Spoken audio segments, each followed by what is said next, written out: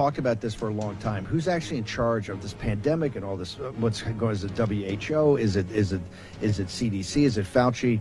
And people start talking about, well, you got all these NGOs, you got all these private groups led by Bill Gates and others. And of course, Naomi Wolf's got a tinfoil hat on. Dr. Malone's a nutcase. Steve Bannon's just a rabble-rouser. It's all funny. Then Politico comes out with, I think, a year-long investigation, writes this article of which the mainstream media doesn't want to talk about. It goes in the memory hole.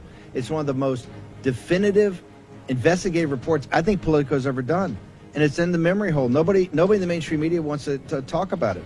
The importance can't be overstated of this article and really, there's no other way to say it, the global conspiracy that it discloses. And it shows exactly who the players are, and it confirms what a number of us have been saying, and again, always being called insane, which is that there's a meta-national structure of bad actors, notably nonprofit entities, who are simply going above the heads of nation states to create, I don't want to use this cliche, but to create kind of, one world government is such a cliche, I can't say it, but kind of a one group set of decisions to affect everyone on the planet.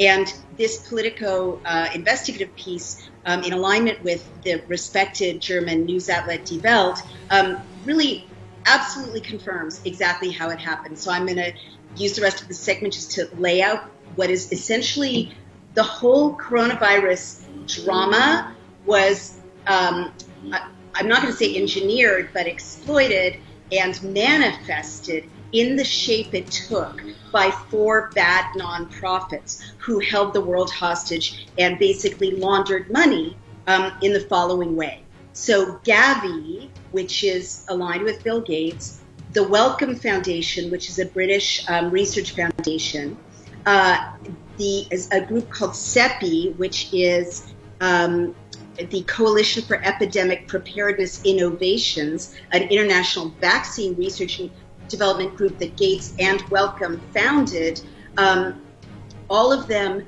aligned to basically buy off the governments of the world when the pandemic hit or launched. So they spent $8.3 million to lobby for certain policies, both in the United States and in Europe. So this is like behind the scenes. They're getting things to play out the way they want to because they've spent millions of dollars.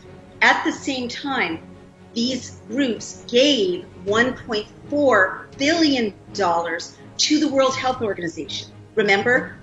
To the World Health Organization. Remember how at the very start of the pandemic, early 2020, our president was making decisions for the United States, the way it's supposed to be in a sovereign nation state. And suddenly it's all about the WHO and it's all about Bill Gates. And,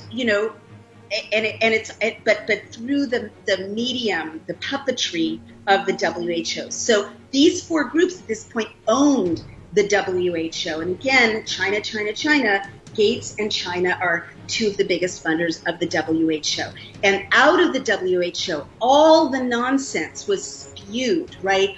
The Imperial College nonsense models, the lockdown model, the declaration by the WHO that China's lockdown model was a model for the rest of the world. Every single wrong thing that ruined your life and your children's life in the last, certainly for the first 18 months since 2020, came out of the WHO. And the script for lockdown in country after country came out of the WHO. And then what they did is they then went to these bought-off heads of state that they spent all this money lobbying, and they sought money for the vaccines. These entities sought $5 billion from Biden and got $500 million.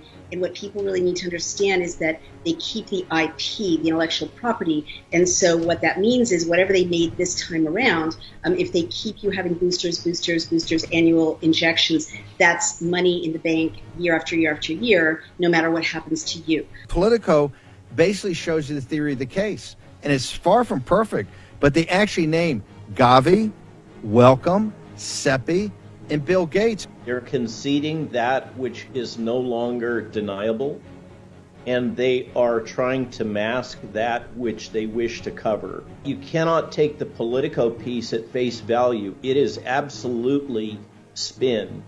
and it is all predicated on some core underlying assumptions.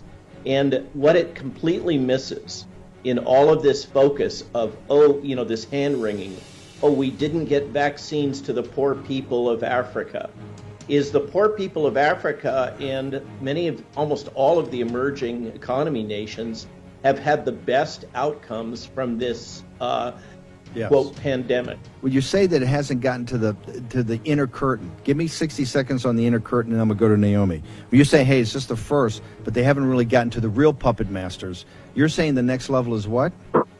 The intelligence services?